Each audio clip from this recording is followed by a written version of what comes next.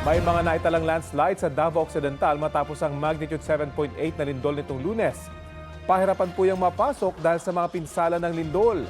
May ulat on the spot si Argel Relator ng GMA Regional TV. Argel?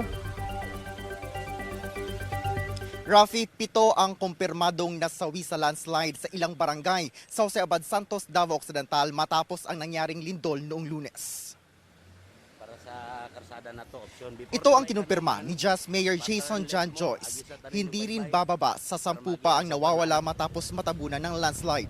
Sabi ng alkalde, lahat ng mga natabunan ng landslide ay nasa mga barangay na hindi pa passable ang daan sa ngayon. Pahirapan ngayon ang pagpasok sa iilang barangay ng Jose Abad Santos dahil sa mga sirang kalsada at nakahambalang na guho sa kalsada. Kinakailangan ng mga heavy equipment upang maitabi ang makapal na lupa at malalaking mga bato. Ayon sa barangay kapitan ng Patulang na isa sa mga hindi pa mapasukang barangay sa ngayon, kung hindi sila mapapasok sa mga susunod na araw, wala na silang makakain dahil paubos na rin ang supply ng pagkain mula sa kalapit na barangay. Nagsagawa na rin ng aerial inspection ang Office of Civil Defense 11 sa Jose Abad Santos upang malaman ang lawak ng pinsala. Napasok naman ng GMA Regional TV ang barangay Magulibas na nagtamo rin ng malaking pinsala. Nagbagsakan ang itaas sa bahagi ng kanilang barangay hall. Pinadapa naman ng lindol ang kanilang covered court. May mga bitak din ang kanilang multipurpose hall at health center.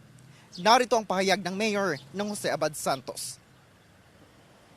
Ang challenge talaga natin ay hindi natin madaan yung ating national highway. Dito sa Jas, isa lang talaga yung ating main na daanan, which is our national highway. And unfortunately, now, 9 barangays lang ang pwedeng madaanan from Malita. The rest of our barangays are hindi na madaanan dahil sa sirang mga kalsada at mga landslides.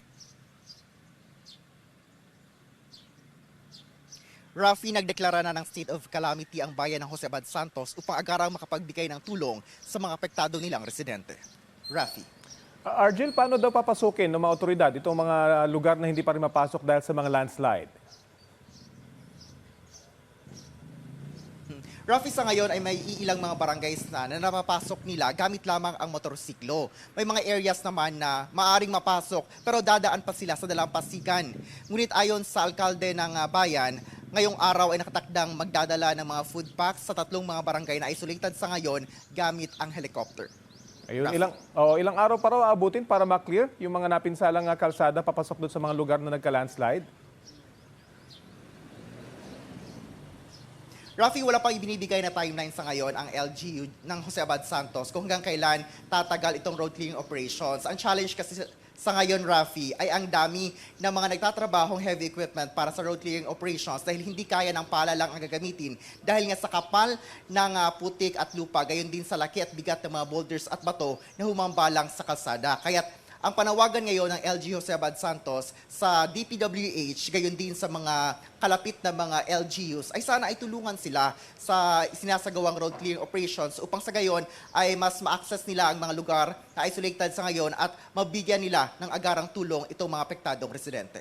Argel, Rafi. bukod dun sa tulong para sa pag-clear dito sa mga landslide, may mga pangangailangan ba sila at sapat ba yung relief goods para sa mga residenteng apektado? Ayon naman sa LGU ng Jose Abad Santos, ay ready naman yung mga food packs nila at kailangan na nga lang na maihatid ito sa mga apektadong residente. Nagdala naman ng mga food packs ang DSWD, gayon din ang tulong ng iba pang mga LGUs at mga sponsors or donors. Rafi. Maraming salamat at patuloy kayong mag-ingat dyan. Argel Relator ng GMA Regional TV.